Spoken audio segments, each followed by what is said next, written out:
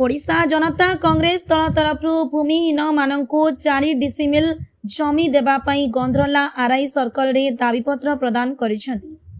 भूमिहीन परिवार मानक सरकारी योजना अनुसार 4 डिसिमिल जमी प्रदान एवं सरकारी जमी जबरदखलकारी विरोध में कार्यानुष्ठान नेबापई अनुरोध करुछंती।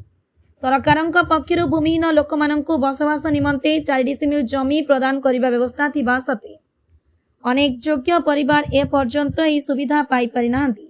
तेणु ओडिशा जनता कांग्रेस दलर सदस्य गंधरला आरआई ऑफिस घेराव करी एक दाबीपत्र देइछंती।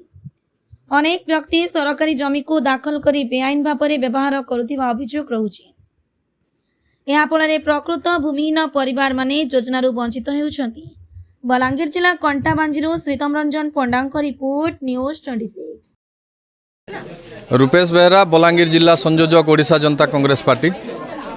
आज आमर गंधरला आरआई सर्किल रे जेन मने आमर भूमिहीन मने अछन से मन को सरकारी योजना रे 4 डिसमिल लेखा जगह देवार लगी आज ओडिशा जनता कांग्रेस तरफ आरआई मैडम जी अछन तांको दाबीपत्र प्रदान करागला एवं सर्किल समस्ते जेन मने भूमिहीन परिवार मने अछन समस्ते आसिक एन जोग देकी दाबीपत्र प्रदान करिछन।